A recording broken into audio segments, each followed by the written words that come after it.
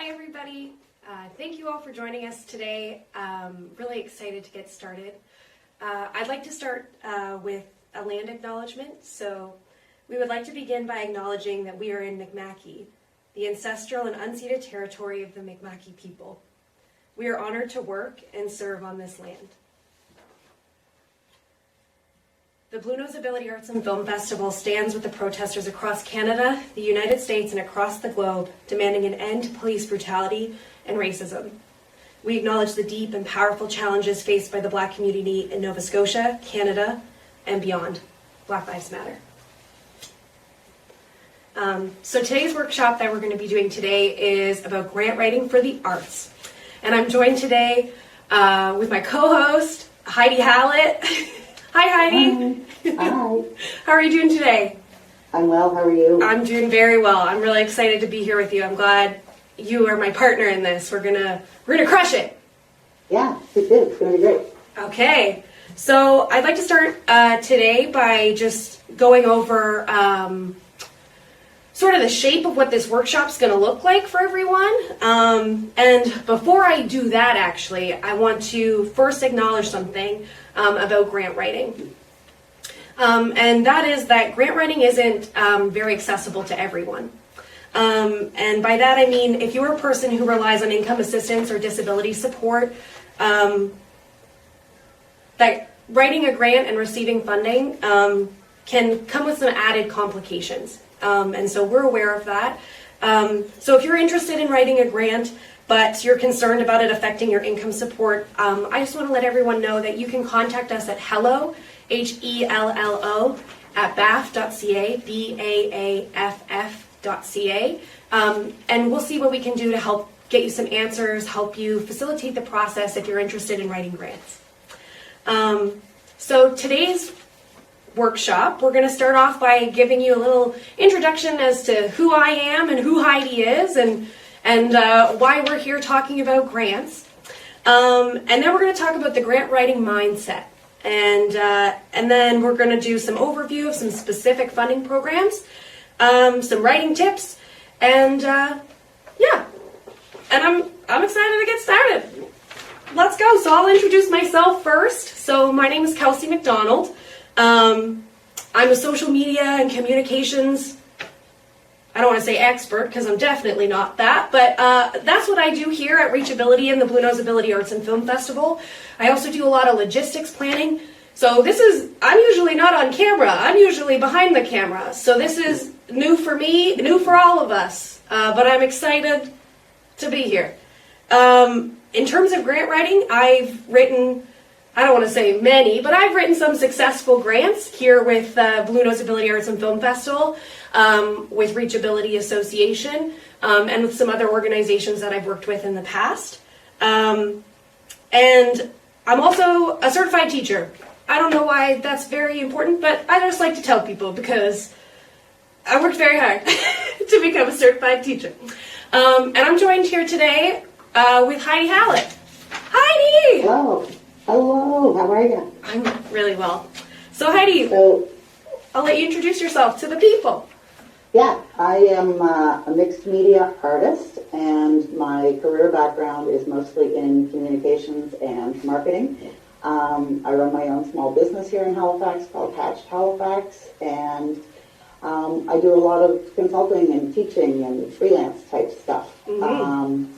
I have experience with grant writing as well. I've worked with several different arts organizations in Halifax, writing grants for them, mostly in the literary field and with writers and authors. I've also worked with a few individual authors in terms of prepping and tidying up their grant applications. I've done a lot of writing and communications work, so it all lends to this type of work. Yeah. So I think today we're going to go over this presentation together. We're sort of going to have a little bit of a back and forth, you and I. And then hopefully we're helpful to somebody that's interested in starting this process. And just specifically, this grant writing workshop is grant writing for the arts. But if you have questions about grant writing in other areas, again, feel free to send us an email at hello@baaff.ca. So we're going to start and I think this is really important, by setting a positive and creating a positive mindset. So the first question that I like to ask people in terms of grant writing is, what is great about grant writing? And my response usually to that question is, you get funding to make art. And that's great, right? Oftentimes I think we can think super negatively about grant writing because it is a long process. It takes a lot of mental capacity to write a grant. There's a lot of work that goes into them. And so if we set ourselves up with that sort of mindset, then we're not going to look forward to writing our grants. So Heidi, what are some other great reasons about grant writing? What do you love about grant writing? Well, I mean, the first thing that you said about it, gives you money to do your art. I think it's an opportunity to reach for artistic goals that you may not have considered in the past. A lot of the times we think, oh, what could I do? And money's the obstacle. So you start thinking about, what could I do if I actually had the funds to do this? The other thing that's great about grant writing, I think, is just something that's great about writing in general, is that it's a really transferable skill. You can spend the time, and it may be many hours, days, weeks, whatever, doing a grant application. But as you're going through that process, that's a really good skill to have for other application-based things that you want to do in the future, whether it's applying for a job or applying to be part of a festival, or maybe you want to get your work shown in a gallery, or you want to do a residency somewhere like reachAbility or various different arts groups. These are all application-based processes that you have to go through. So you can take the knowledge that you've gained while you're doing your grant writing and apply it to these other things. The other thing, which sort of comes back to my first point, is it helps you really develop your ideas and really crystallize them in your own mind. Yeah, that's a big one. I think when you're writing a grant, sometimes, you have an idea in your head of a project that you want to work on, but you don't always spend the time to think of some of the smaller details, and grant writing forces you to do that. You sort of have to think big picture, and you might learn stuff about your project that you didn't have the answers for before, and I think that clarifying through the process of grant writing is especially helpful when you're trying to create a new piece of work.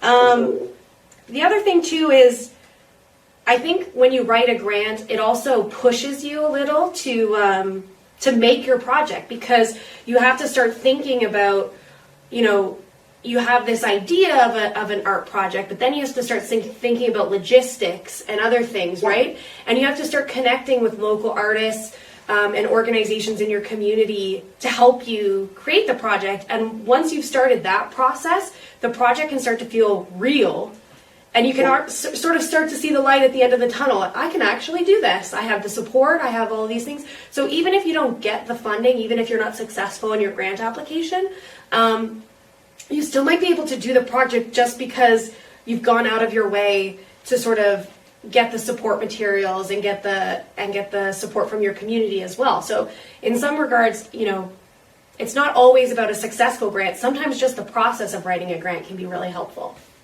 Absolutely. I completely agree with that. It gives you the space in your brain to really plan, because as you're writing your grant, and we'll talk more about this a little bit later, but you really need to sort of go through it all mentally in your head and figure out what exactly are the steps, what's the process, and really taking into account every little detail. And that is a really great way to set yourself up for success, whether it's with the grant or just with the art project.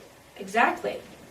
So the next question is, and this one's a big one, what makes grant writing so hard?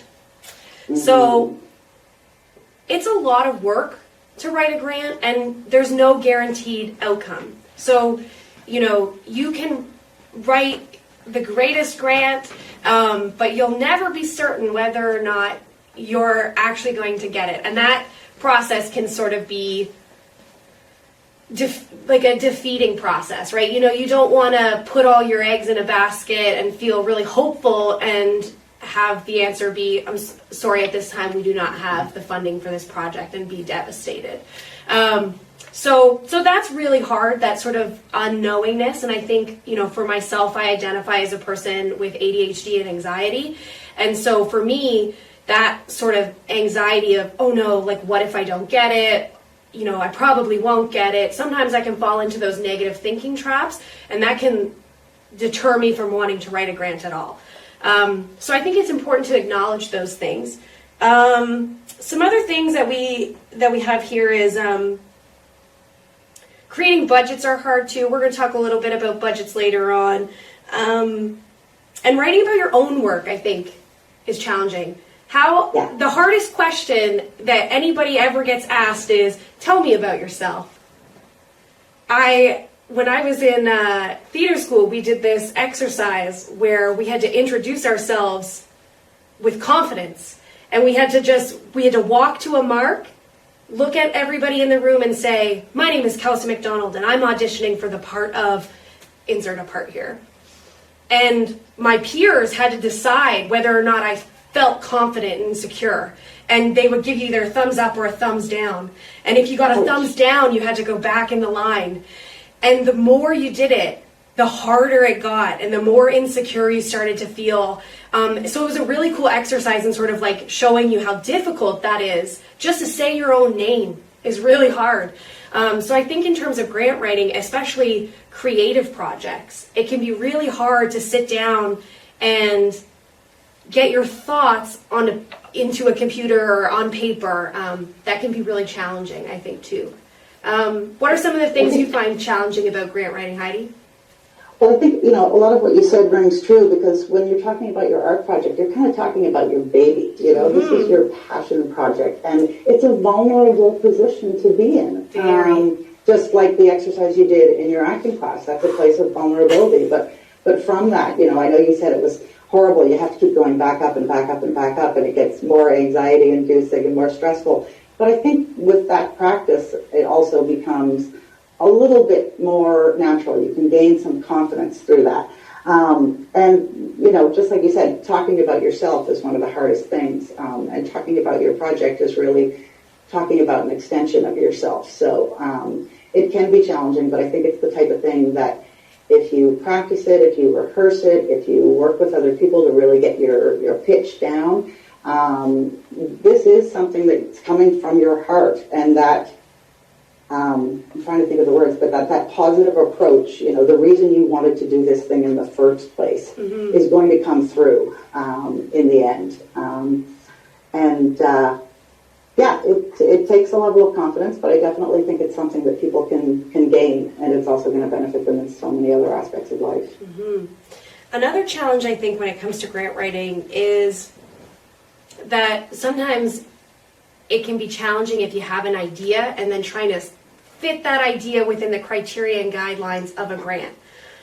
So you might have a vision for your project, but trying to find the correct funding stream for that project, trying to find, trying to fulfill these criteria that you're being asked of, even if you feel like, that's not really what I wanted this to look like, or that's not really what I wanted to do with this project, but in order to get this funding, I kind of have to make some compromises. So I think that like acknowledging that can be really hard too, to sort of have to go through that process of like deciding, what's vital to your project and what are things that, because of the grant's funding criteria, you have to sort of let go. And that can you have to be a bit flexible. You have to be able to, bend things a little bit so that you can fit within the rules, the eligibility, the guidelines, all of that sort of stuff. Yeah. But ultimately, I think you can still keep the integrity of your project there. You just might have to take it a slightly different route. All right. So the next slide that we have is on imposter syndrome. We could do a whole workshop just on that, I think. And last night we had our Digital Matters youth do their showcase, and even with these 7 very talented artists, you'd be surprised to hear all of them talk about how they feel imposter syndrome. So normalizing that's a real feeling, I think, is really important. I really suffer with imposter syndrome all the time. Even just at the beginning of this workshop, I sort of was like, why did they pick me to do this? But I think persevering, pushing through those feelings, and knowing that everybody feels those feelings can be helpful. imposter syndrome is sort of, just to, if listeners or if viewers don't know what it means, imposter syndrome is that feeling that, you know, you're in a place or a situation, or that you don't have the skills, or that someone's going to find out that you shouldn't have got this funding, or you shouldn't be allowed to access this stuff, or you don't have the skills, or you're not professional enough, or you don't have the right experience for this grant. You think, I need more education, or I need more professional work before I should write a grant. I'm not ready now. And I think, I mean, I don't want to speak for you, Heidi, but I think what I'd like to tell people is that that's not true. You should write grants. You should do it, because that feeling, you know, it's not your job to decide whether or not your grant gets funding. That's the jury's job. That's the funding organization's job. So don't put that pressure on yourself to decide whether or not what it is you're writing is worth funding. You let the jury decide that. And taking that burden off yourself, I think, can give you a little bit more freedom to explore different funding options and just try, you know, sometimes just give it a shot. You never know. I think it's really important to embrace the reasons you want to do this in the first place. Mm-hmm. I know that one of the things that I used to struggle with, and that almost every artist I've ever met or spoken to has struggled with, is making that statement, I am an artist. People get really awkward about it, and I used to too. I'd be like, I make stuff, I dabble, I kind of do stuff, you know, I'm creative, I've got my little business, but it took me a couple of years to just be like, no, I'm an artist. And if you are creating things, if you are making things and putting them out for the world to see, and when I say for the world to see, that world may be 5 people that are close friends of yours. You know, your world is whatever size you want to make it in terms of who you share your art with. But something I started doing a few years ago was just saying to myself every day, I am an artist, and getting comfortable with that statement. So I want everybody who's watching this, whether you're watching it live now or whether you're watching it later, to just look yourself in the mirror every day, or maybe grab a piece of paper and a pen and write it down. Yeah. Start now embracing the fact that you are an artist. Nobody else gets to define that for you. You know, people say, oh, there's a difference between being an artist and being a professional artist. Yeah. There isn't. You're an artist. You're a creator. You're a maker. And be proud of that.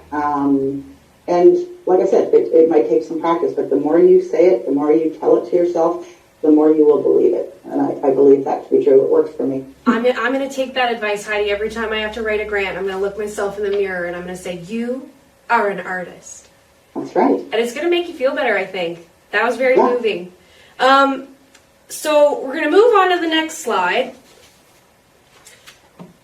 Just like I've done today, find yourself a buddy. Heidi's my buddy today. Hey, buddy. Hey, buddy. So this is so valuable, I think, in grant writing, is having a person that you know that you can go to and ask, hey, can you read this? Can you listen to me talk for a half hour? Help me formulate my thoughts. Can you help me review this grant guidelines and criteria to make sure that I'm fully understanding what it is that's being asked of me? And also, you know, we at the BAAFF, at the BAAFF Arts and Film Festival, you know, if you're having a hard time finding a buddy, contact us. I'm sure we'd be happy to help facilitate some of this grant writing stuff. If you have projects you want to pitch us, you know, we'd be happy to hear from you and be your buddy, just as Heidi is my buddy. But I think grant writing can be really lonely because, you know, it's just you and a computer typing away.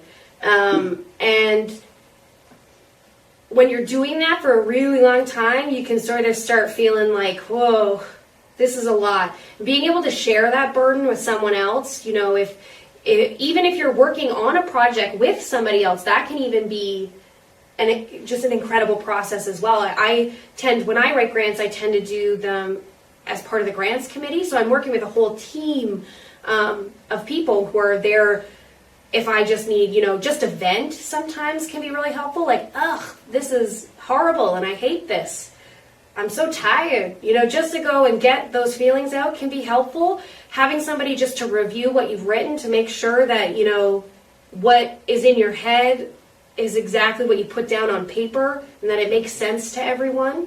I know another helpful tip, I think, is it can be very helpful for you to have a buddy that's in the same discipline as you, that understands the grant that you're writing.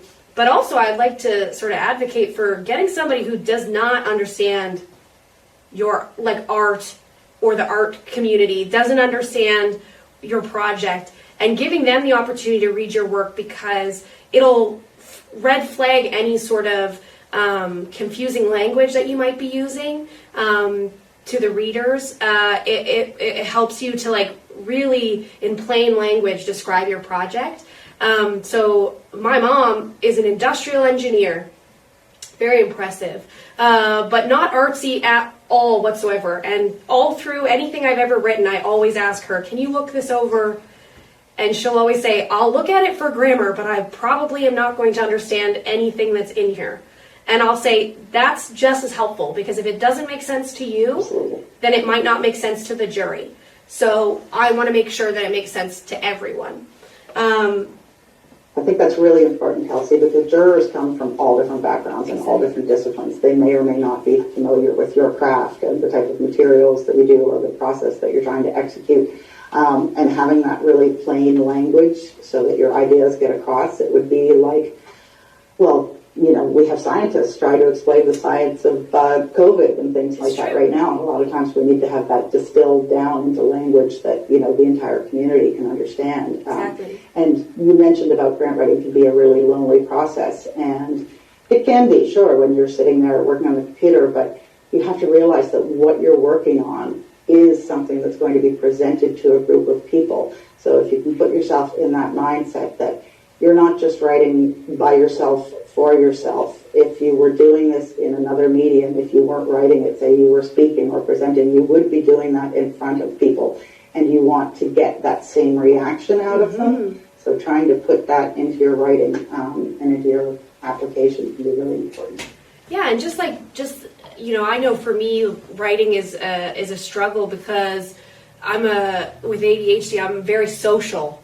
So the idea of being still and quiet and focused for a very long time, even just that idea can sometimes spark anxiety in me. I'm getting looks from off camera from the people who work and know me. So sometimes I can get a little bit anxious with the idea of I have to go sit and write. But I think you're right. I think thinking about how that project is going to bring a bunch of people together, I think that's really a great way to sort of think about, what a grant can do and the possibilities, the exciting prospects of this project if it gets funding is going to be awesome. And that's really how I sort of get over that hurdle of feeling sort of lonely and isolated writing. And having a buddy is really helpful too. So ask your friends, ask your family, ask us at BAAFF if you need a buddy. Because it really does change the entire process. I think it makes it feel a little bit easier. I think if you're lucky and you're able to get, more than one buddy, maybe you get a buddy who does do something in a similar discipline, who really gets where you're coming from. And that's the buddy that you bounce the ideas off and that you do the brainstorming with and that sort of thing. And then you get the other buddy, whether it's your mom, like you and I have both done in the past, or a coworker, or just somebody maybe that you've met at reachAbility or some other group that you're a part of, who really doesn't know what you're doing, who really doesn't understand it, and you talk to that person until they get it. And through that process of talking them through it, you're making the language more and more clear. And you can even ask that person to maybe take some notes as you're talking, and they can bounce back with the feedback. There's just so many ways that a buddy system can really, really help you get where you want to be. And you can help them in return. It doesn't have to be a one-way street. Exactly. If you find someone who's also working on a grant, or maybe they're working on some other big project, maybe they need help with their resume or a job application. You can go to a coffee shop or wherever we're able to go right now with the pandemic. You can get on Zoom like Kelsey and I get coffee with you. Work for 20 minutes, then talk through what you've worked on for 5 minutes, and then work for another 20 minutes, and then talk through what you've worked, and just that takes away some of the loneliness too. It's true. And also I think too, talking to other artists that are in the same like boat as you, that are going through the same writing process as well, just like having that camaraderie to be like, oh, we're all feeling the same way. I know like during the months of like October through to November is like grant writing season. It can be crunch time. And I just know that like other organizations are also in crunch time for grant writing, right? So even just like calling another organization like that works in the same space as that BAAFF works, I can say, oh, how's it going over there? I can tell you, one of the arts organizations that I used to work for years, we would actually put our phones on voicemail for a week and say, we're in the process of grant writing and we really can't be interrupted during the day. Your message will be returned tomorrow during these set hours, but we're really focused right now and this is what we're working on. So give us that space, please, as much as you can. So I think there's something to be said for setting some boundaries for yourself as well. Yeah. All right, so we're going to talk now about tools for success. So this might seem pretty basic, but I think that sometimes we need these helpful reminders because the sort of the basic and simple ones are always the ones that we forget first, right? Because they don't seem that impactful, but they really, really are. So the first tool that we have for everyone is to start early. Like 1 to 2 months early. The reason I'm laughing like that is because, you can try your hardest to start early, but I always feel like it's the 11th hour over here. We're always in crunch, like getting it done. Woo! So sometimes some people work well in that. It's true. I know that when the pressure's on and I don't have time to be distracted, that works for me because if I'm, I got months. That's months away. I can look at TikTok for an hour. That'll be okay. That's fine.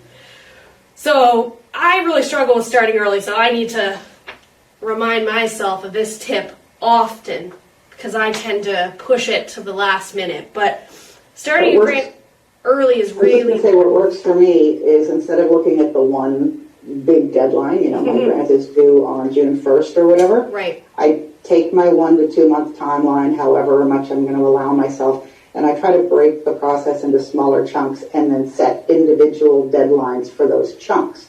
So it's not like I'm looking at, okay, I have to, I don't know why I've got baking on the brain all of a sudden, but like I need to bake a 3-layer cake in 2 hours. Instead, break it into different projects. And then if you've got those individual deadlines, it doesn't feel necessarily like you're working 1 to 2 months out because you have this first piece that you promised yourself you're going to get done in this week. And then in the second week, you're going to try to get this thing done. And it just, when you break it into chunks, it's less pressure, less mistakes, less stress.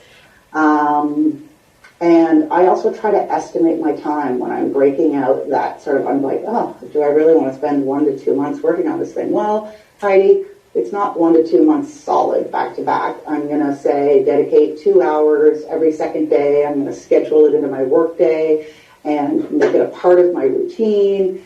And then it's less daunting, And I think sometimes too, that helps set us up for success if something that we struggle with is, energy. If we have a finite amount of energy and we know that we get, we experience fatigue, we experience exhaustion, if we push ourselves too hard, then starting early and making sure, as you said, Heidi, to schedule things and give yourself a timeline, that can really help prevent burnout, and that's what you don't want to happen. So the next thing that we have here on our tool is to take breaks, and if you don't start early, you can't take breaks. So you really do need to schedule things out, and taking breaks can be challenging when you're under a deadline and you feel like I don't deserve a break right now. I need to get this done. But it's not always helpful to keep pushing and trying. You're not going to always write the best material. You're not always going to produce your best work. So taking a break can be exactly what you need to sort of reset your body, reset your mind, and to sometimes even just like clarify some of the ideas. Like if you're struggling with how to phrase, a specific thing within your grant about how it relates to how your project relates to community or something like that. Something that's like a little bit sort of, I don't know what the word I want to use is, but like sort of like thoughtful, like, conceptual. Taking a break, you could be sipping on your coffee and go, eureka moment, and know exactly what it is I want to go put in the grant. I know exactly how I want to say that now. But I only thought about it because I was sitting here and sort of daydreaming while I was drinking my coffee. I think it's really important to step away from what you're working on, and that applies to your art as well. When I'm working on something, sometimes I literally need to leave the room, step away, and then you come back with fresh eyes, whether it's 5 minutes or an hour later, whatever time you need. And when you're working on a grant proposal like this, and let's say you are working on it alone, something that people who work for themselves struggle with, and I know I do as well, is remembering to take those breaks and making sure that it happens. If you think of the setting of working in an office or a retail store, wherever it is you're working for somebody else and you're working with a group of people, your manager, your supervisor is going to make sure that you take your scheduled breaks, because they understand that taking a break brings back a more efficient, well-rested, clear-minded employee. Exactly. So if you're doing this all on your own, you need to also be your own supervisor and make sure that you take those breaks. Exactly. I am very guilty of forgetting to do that. If I'm in the zone, whether it's working on an art piece or working on something like a grant application, once everything starts to click in my brain and I'm going and I'm just typing away and I don't want to stop, I can forget to drink water. I can forget to eat. 3 hours can go by and I haven't gotten up and moved my body around. So what I've learned over the years, and it's not foolproof because I have to remind myself to set reminders. I will either use my phone or I actually have a little egg timer here somewhere. And I will set it to remind myself that if 55 minutes has gone by and I haven't moved, I haven't gotten out of my chair, I haven't stretched, I haven't taken a few deep breaths, it's time to do that. Yeah, I'm guilty of scheduling breaks. Yeah, I'm guilty of that too, like falling into hyper focus and just like not being able, like exactly like you said, I can go hours without drinking water, moving, like eating food. I can go a whole day sometimes where I've absolutely forgotten to take care of myself. And because you find that you're not even checking in with yourself and you don't realize until you've stopped, oh yes, I have a headache. Exactly. My eyes are burning. My back is really stiff. It's like somehow you've tuned all of that out. You haven't connected with your body, so that's why I try to, like I said, every hour, just get up and just move around a little bit. Remind yourself that, you're a human being, not just a human doing. Yeah, a human being, not a human doing. I love that, Heidi. That's great. I learned that in the mindfulness course about 10 years ago when I first became ill, and it's been a handy tool. Yeah, it's a good reminder. Two little words. A human being, not a human doing. Our third tool is to check in with yourself, and I think that it's true. Like, if you don't give yourself enough time, and then that limits your ability to take the breaks that you need, then you're also not really taking care of yourself. And if you're not taking care, like, grant writing shouldn't be a process that, like, destroys you, right? You shouldn't need a week of vacation after you've spent a week writing a grant. That's not a healthy process. And I know that I've been in the position where I've felt that way after I've written some really hefty grants. And it's been like a very intensive, couple of weeks. But, it doesn't have to be that way. And especially if, you're writing grants as a team or as an individual, just reminding everyone to drink their water, go outside, move your body, exercise, stretch, do whatever you need to do to take care of yourself. Take your medication. That's a big one for me. I always forget to do that. And then it'll be 3 o'clock and I'll wonder like, whoa, why am I so like, why aren't I myself today? Oh, I know why. Or like you said, I can be in hyper focus for hours and all of a sudden I'll be like, I feel horrible. And then I'll be like, why? Oh, because I haven't drank any water. I haven't eaten all day. I've been hunched over a computer with my eyes just staring for a really long time. And that knocks you out too, right? So you kind of lose time with that process as well if you don't take care of yourself, right? Taking care of yourself allows you to get more work out of yourself in some ways. Yeah. So I think that's really important, and these tools may seem basic, but we all need the little reminders every once in a while for these ones. Well, we've all done it where our telephone battery is going down, down, down. First you get the little green warning that you've got 20% left of your battery, and then all of a sudden it's red and it's flashed. And you're still ignoring it. You're just going, going, going. So we need to not ignore our internal battery warnings. And the other thing I like to comment on in terms of checking in with yourself is giving yourself a little pat on the back. Hey, I just finished that first section. I broke this into 12 or 15 chunks and goals, and look at this. I've been at this for 2 weeks and I've already checked the first 3 things off the list. That can be so incredibly satisfying and motivating to see that, I'm doing this, Yeah. So now we're going to get into the section of this presentation where we're going to start talking about things that you need to do before you start writing your grant. And these things are really important. I know that, and this might be, something to do with my ADHD, but I know when I get really passionate about something, I can have a tendency to just rush right in. A great example is this morning, Heidi. You may remember I had to let the tech crew in, and I got so excited that I ran out of the door and every door locked behind us, and we all got locked out this morning. So it's a surprise we're all here and everything's working. So I'm going to take your advice. I'm going to give myself a little pat on the back. We did do it, but we got back in the building. We got back in the building. I got too excited to let everybody in, and I rushed out. And I think that can happen in grants too. I think it's a good metaphor that you can rush into a project, writing it, and then find out after you've put a lot of time and a lot of heart into something that you're actually not eligible for it, or that you've accidentally locked yourself out. That you've accidentally locked yourself out of the building. And how bad does that suck? So in order to prevent those things, what we want to do is we want to, number one, read the criteria of the grant. So what is it that this granting organization is looking for? What is it that you have to be in order to fit within their funding? So, if this is a grant that, a big one is some grants aren't eligible for people who are students.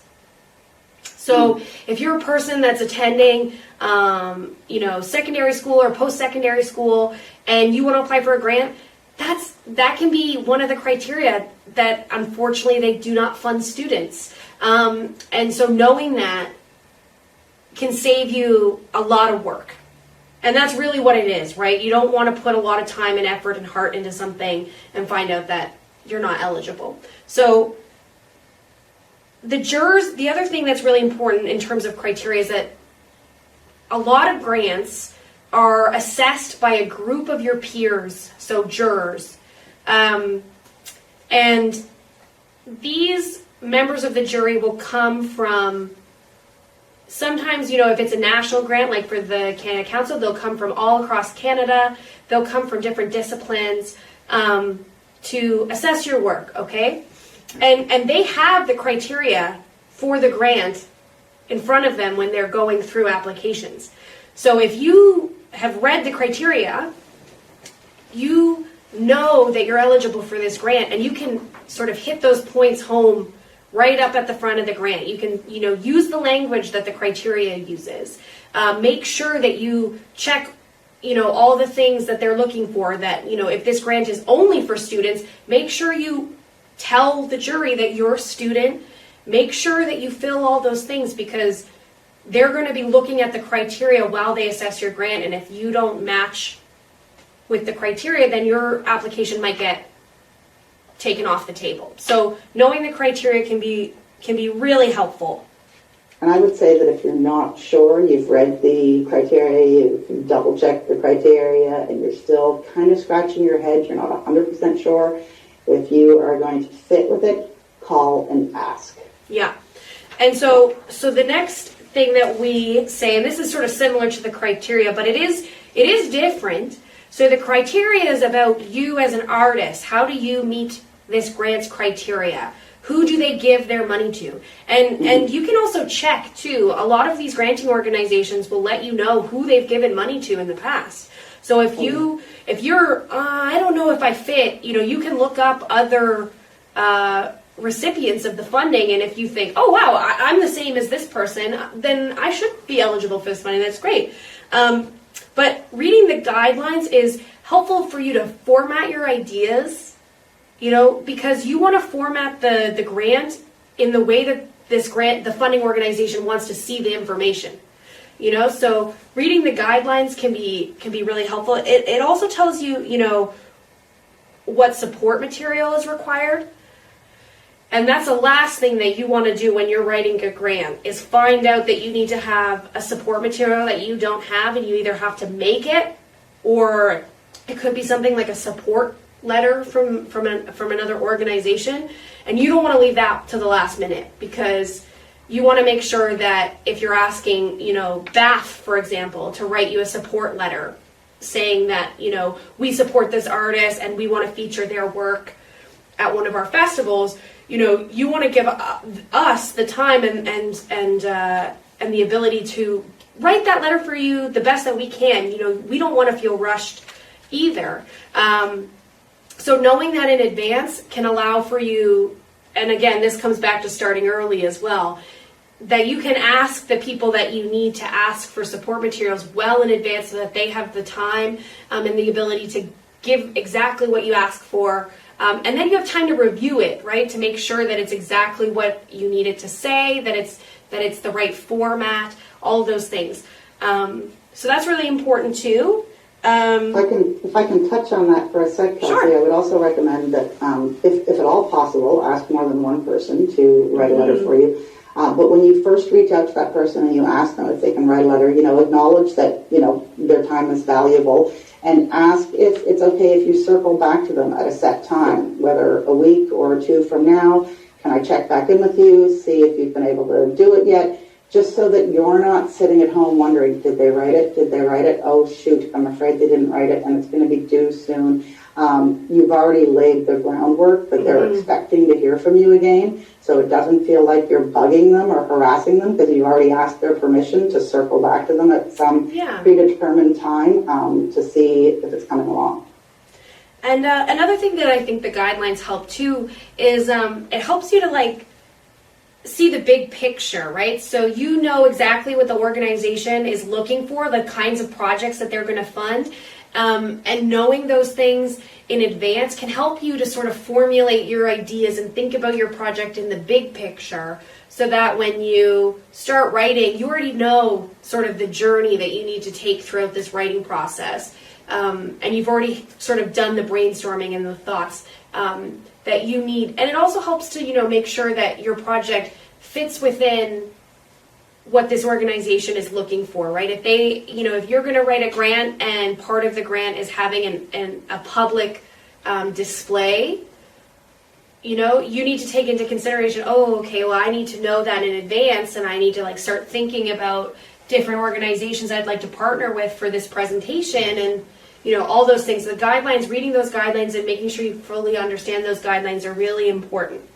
I think getting to know the funder's mission statement is also really important. You can often find a mission statement on their website or in some of their support materials, and really understanding why it is they want to fund projects like this can be a really good place to come at this from. And another thing that I like to suggest, and I know this isn't a possibility for someone, but if you are able to handwrite a written list and actually rewrite the guidelines yourself, word for word, but just that process of writing it down can help to sort of cement it and verify it in your own brain, and will help you to retain the guidelines a little bit more.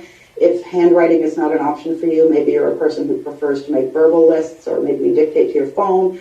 Whatever method works for you, I find that taking a few minutes to really spend time with the words and repeat them in your own voice helps to, gain that understanding and clarity of what it is you're trying to do. Yeah, and I know, when we were discussing this, like one of my things that I do when I sit down to write a grant is I go through the guidelines and I highlight them all in the computer, and then I copy and paste them into a Word document, and I just leave all the words there kind of like a Mad Libs. So like whenever I'm like writing and I think like, okay, I need to use this word, so then I'll copy that word and I'll put it right in, and I'll find a way so that I can include it. And as I go, I'll delete the words, and that way I know like, oh, okay, like I've used the majority of the words in the guidelines, so that as the jurors are reading this, they're going to see all the things that they're asking for exactly in my writing, so that it makes sense,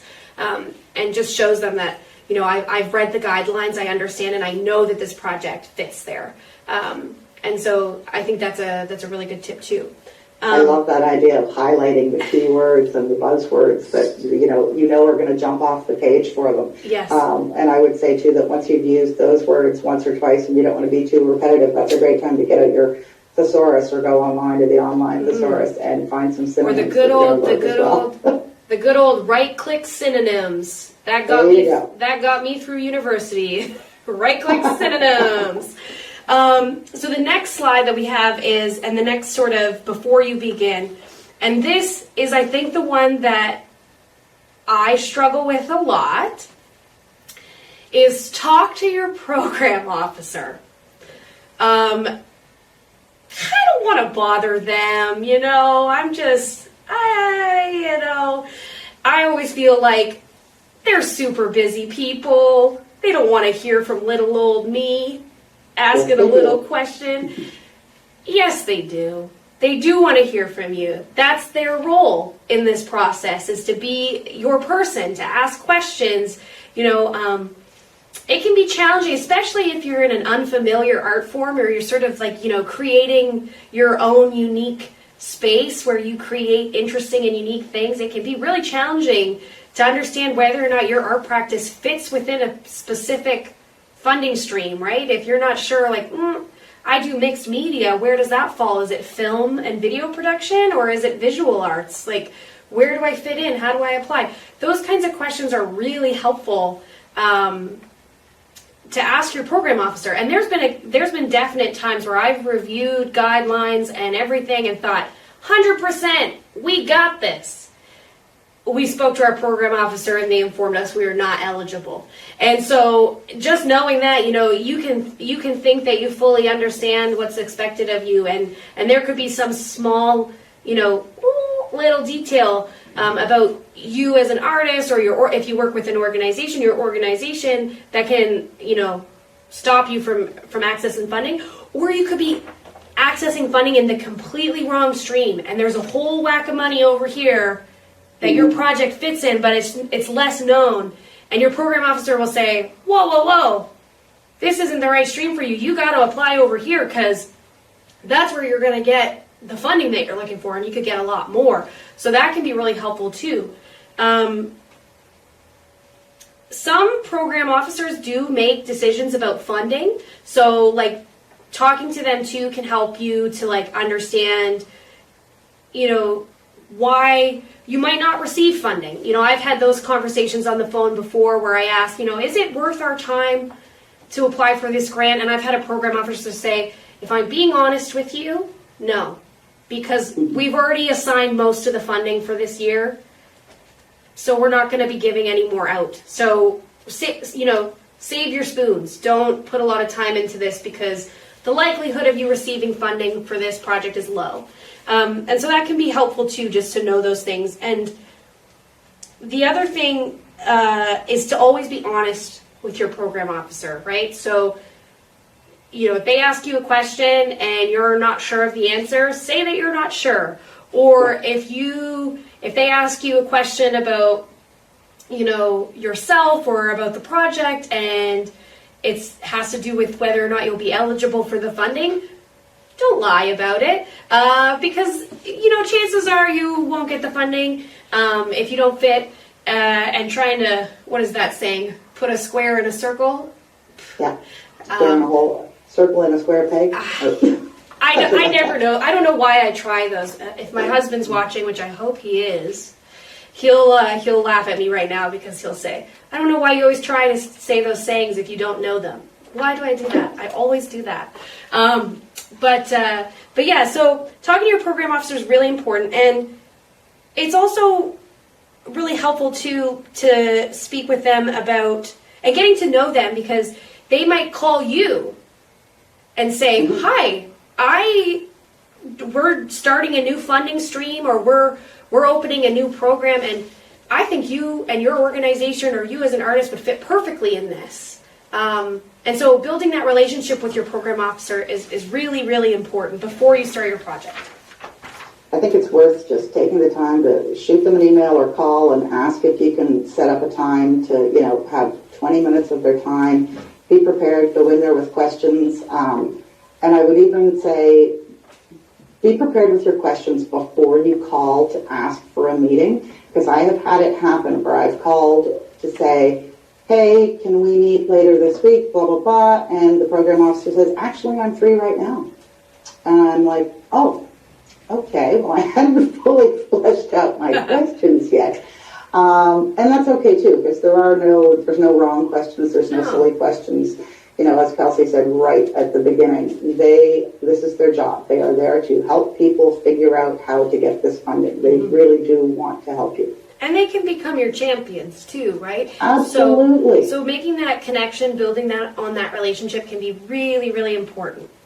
So the next slide that we have is project planning.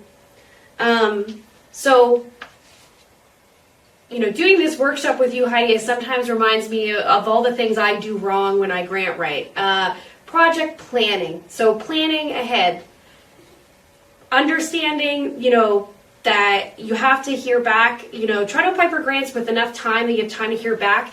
When you receive a letter from a funding organization letting you know that you were not successful at getting funding, sometimes if you apply well in advance, you might have the ability to reapply, get the feedback and find out what was it that I said, or what was it that my application was lacking that I can build upon. So that's helpful too. And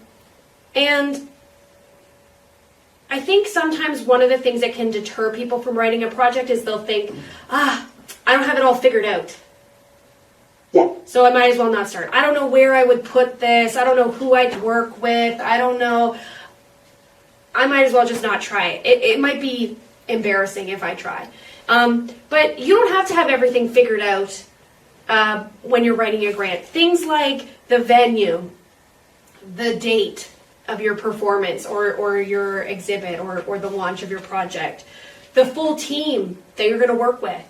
You don't need to have those details set in stone. It can be helpful to have those things lined up or to have sort of ideas lined up. But you don't need to have those things secured already. So it's helpful to have a plan before you sit down and start, somewhat, but don't beat yourself up if you don't have everything figured out. It's okay. Things change when you're writing grants.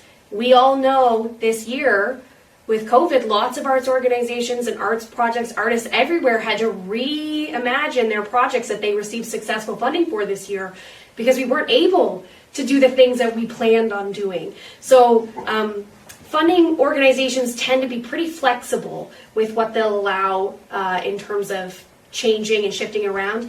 And that's why having that relationship with your program officer is helpful, because if you know something's going to change, right? You said you were going to perform at this art space, but a new art space opened up and you want to use that one instead, just letting them know can be helpful. And that kind of stuff they typically are less concerned about. The things they're concerned about are if you said you were going to present in 2020, but now you're thinking 2022, that's a long time difference. So they might want to know what those changes were, why that's happening.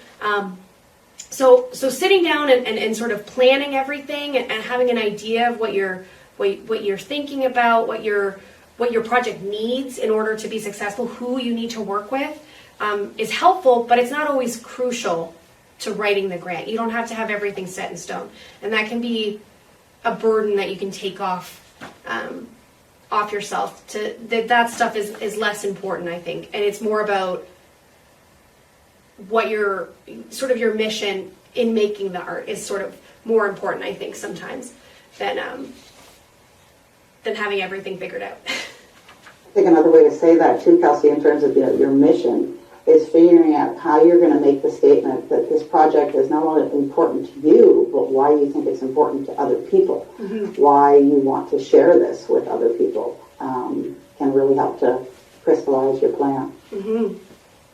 So now we're going to move on to the next section of our presentation, which is, so we've given you tips and some advice about before you start writing your grants.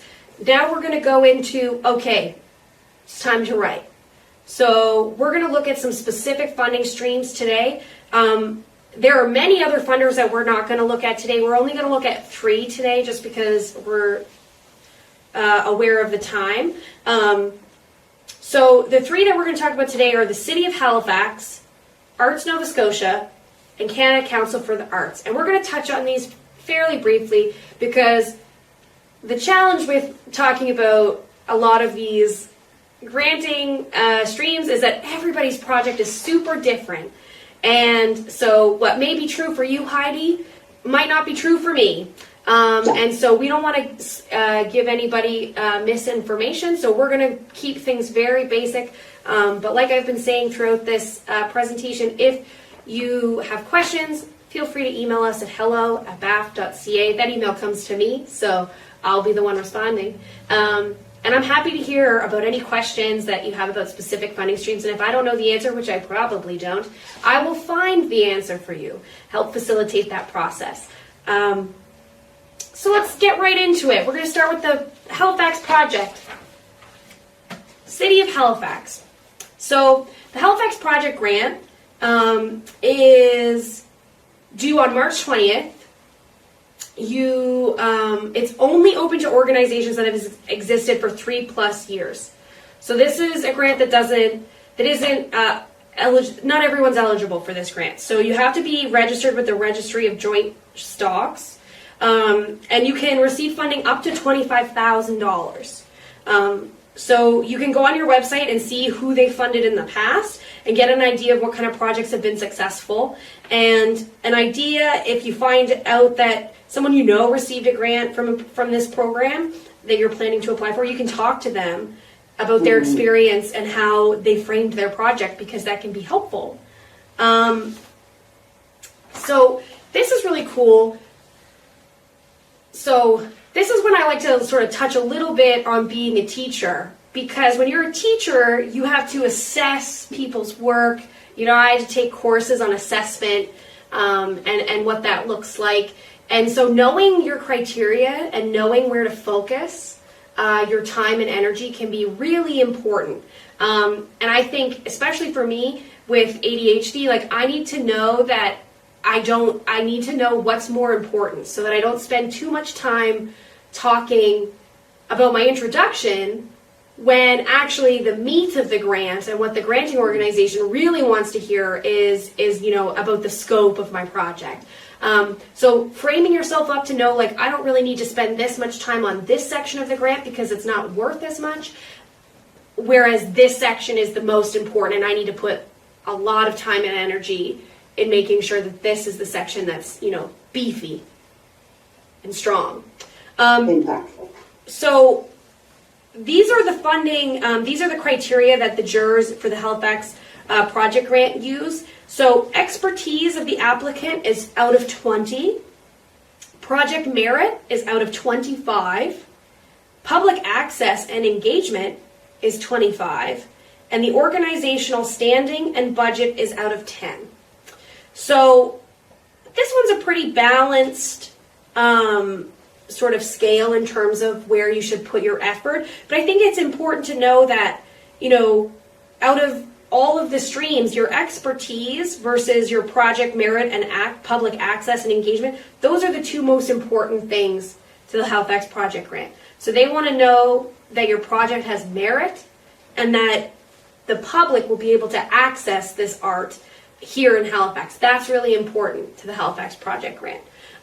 So knowing that is important because it helps you to frame, where you spend the majority of your time when it comes to writing.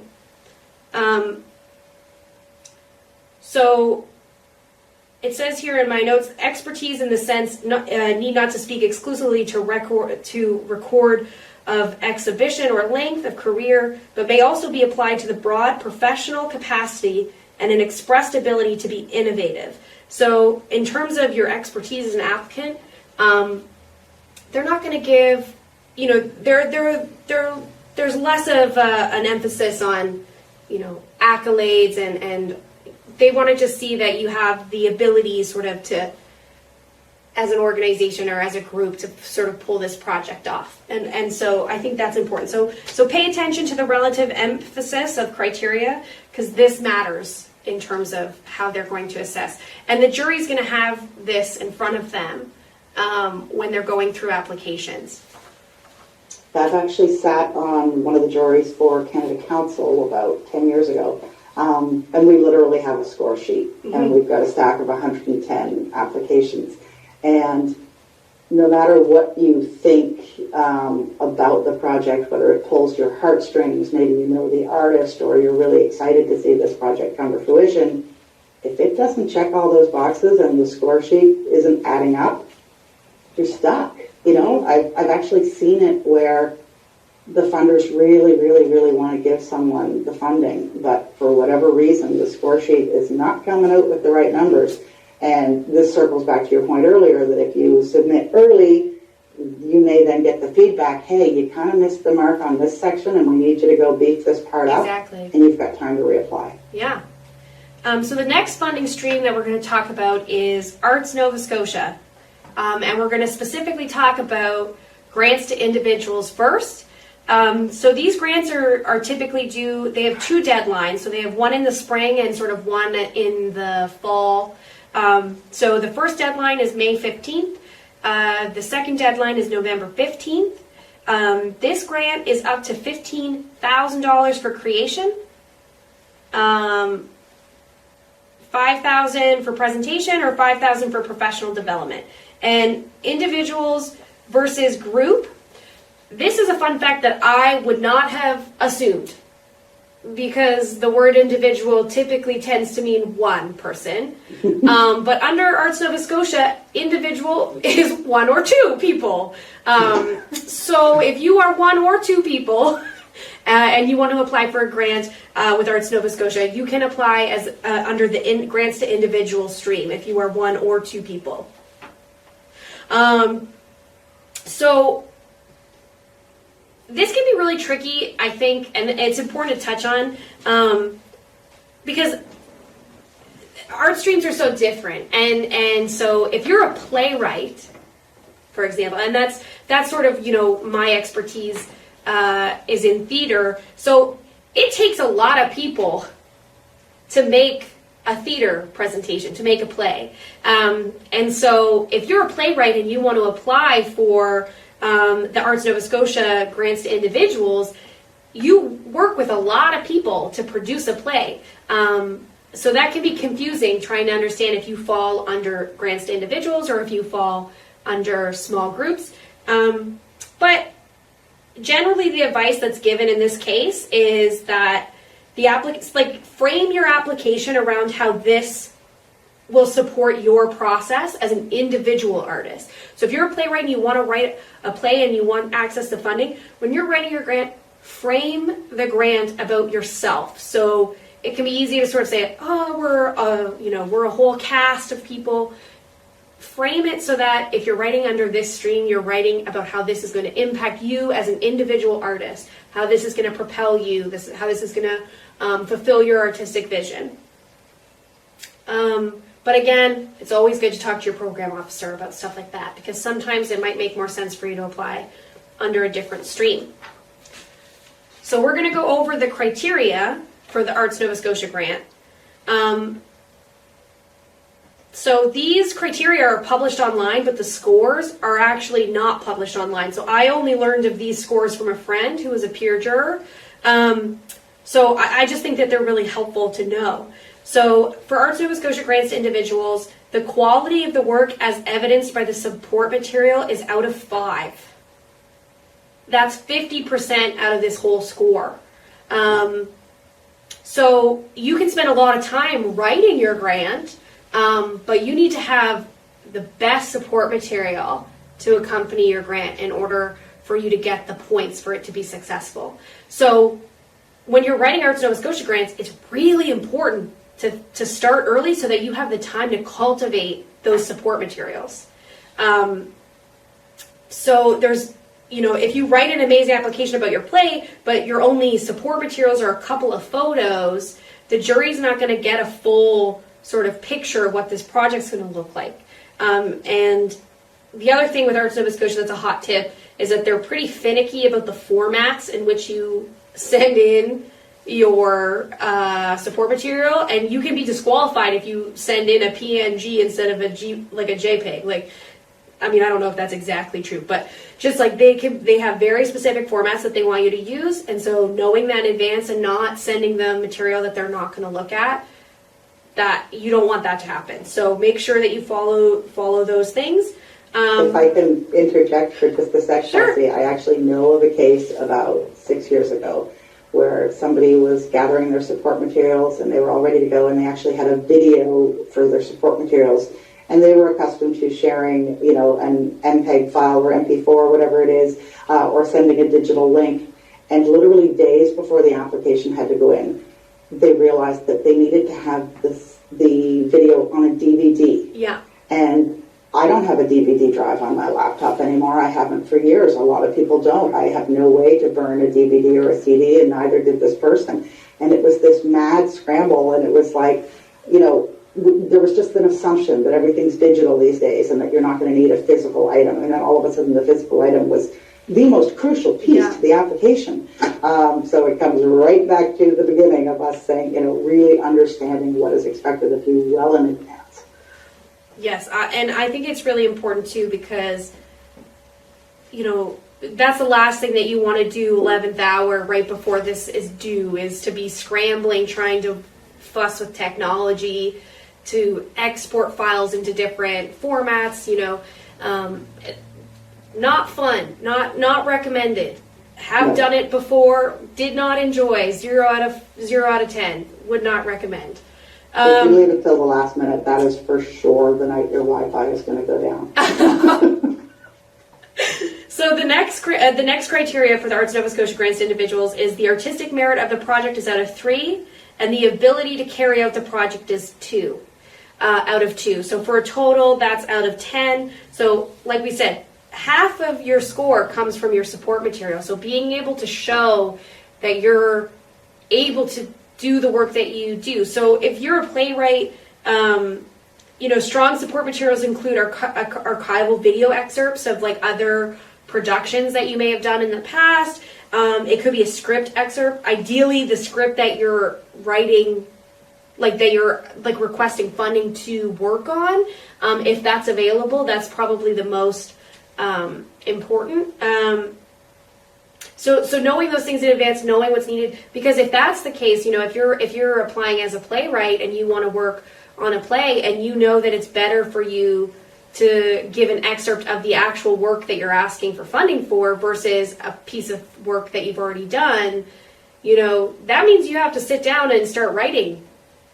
And if you weren't planning on doing that in this process, while you're writing the grant to still be, putting time into that project, you need to take that into consideration when you're doing all of your planning. So the next stream that we're going to talk about is still Arts Nova Scotia, but this is under grants to organizations or small groups. So these grants are due March 15th or November 15th. They have those same sort of spring and fall deadlines. And this is for up to $15,000 for production or presentation, $5,000 for commissioning, $5,000 for professional development. So for this one, you don't need to be a registered not-for-profit to apply for this one. And there's no creation grant for organizations and small groups. So this grant can cover rehearsal creation costs under production grants, but as long as you do have a public presentation is really important for this grant. So we're going to move on to the criteria for this one. It has the same criteria as grants to individuals for the small groups. So again, really putting an emphasis on support material for this. Artistic merit out of 3, and the ability to carry out the project out of 2. So we're going to move on to the next one, which is Canada Council. So before we start, here's a few things to know about Canada Council. Before you apply for a Canada Council grant, Canada Council uses a portal system. So you have to have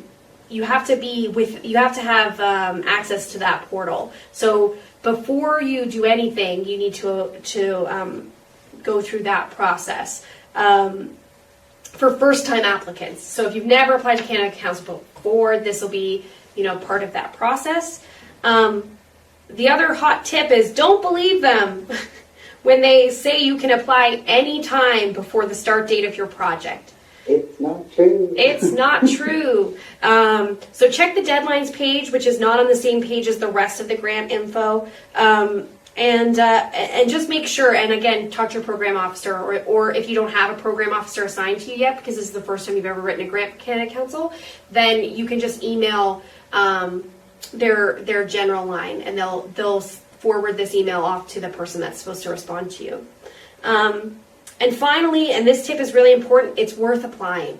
So a couple of years ago, Canada Council doubled their funding, and they put a huge emphasis on first-time applicants. So if you've never applied for a Canada Council grant, there is a higher chance that you'll be successful because they put an emphasis on giving funding to new and emerging artists. So that's really important to know. So if you think to yourself, I might not get it, you have a higher eligibility to get it your first time applying than you do afterwards. So that's a good thing to know. The other thing that's really important, I think, to acknowledge as well, is that there is an option to self-identify as an Indigenous, culturally diverse, deaf, disability artist, or language minority. And there are also some additional funding for Indigenous artists under Creating, Knowing, and Sharing programs. If you self-identify as belonging to any of these groups, it will break ties and ranking. So if you're thinking like, I'm not sure I want to openly identify, it can make you slightly more likely to receive the grant. So just keep that in mind. That's up to you to decide whether or not you want to self-identify. But I think it's important to know that it could help you if you're sort of matched up with another grant and you identify as part of any of these groups, that you could break the tie just in that way. So the first granting stream we're going to talk about with Canada Council is research and creation. So research and creation, it has 2 deadlines, spring and in the fall, April 8th and October 7th, and it's up to $25,000. So they have discipline-specific program officers, which means that if you're in theater, there's probably a program officer that works exclusively in theater that you're able to ask your questions to. They're very knowledgeable. But they're not as transparent so as some of the other grants organizations that we looked at. So you don't always know who that person is if you've never been linked up with them. But you can, like I said earlier, you can send a general inquiry, and you're likely to hear back from an associate program officer. Once you have an established relationship with a program officer, they can be really helpful. So this might not happen until you've applied and received a letter from your officer. That's how you'll know who they are, and that's how you'll be able to contact them. So sometimes you won't know exactly who that person is, and you can send general inquiries out. But once you get a letter from your with a successful application, you'll have a program officer that will be the person on that letter. And that's the person that you can always contact if you have questions. So in terms of the criteria for the Canada Council for the Arts Research and Creation grants, 50% of the grant is the artistic merit. So the artistic quality of your work, the artistic rationale for your project, and the potential artistic outcomes of your project are very important. The impact of your project is worth 30%. So the potential of the project to contribute to your group's artistic development and advance your artistic practice. And the feasibility, whether or not you're going to be able to carry out this project, is 20%. So your capacity and experience to undertake the project, a reasonable budget, including the ability to provide adequate working conditions. So Canada Council's sort of breakdown is very specific, and it's very focused on the artistic merit of your project. So even impact section is about artistic impact. Nothing about audience or public impact for this program, because it is about the development rather than the presentation. So knowing that that is sort of folded into this grant can be really important when you're starting out writing it, that the impact and the artistic merit of your project is sort of core to who you are as an artist. That's sort of where you fall. You need to say why your project is important now, in terms of when you're talking about the impact and the rationale. Not just what it is and how you're making it, but why it's important for it to be made right now is important.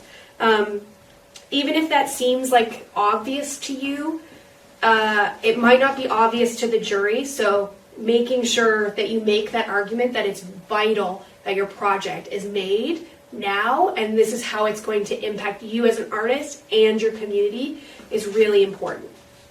I think that's a common problem that people have. They assume that because something is so clear to themselves, that it's going to be really clear to others, and making that point, putting the emphasis on why it's important, is just it's so important to your application. Yeah.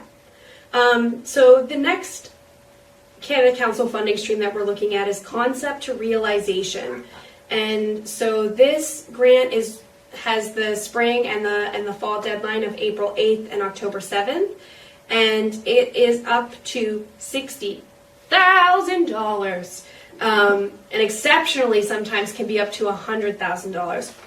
Woo!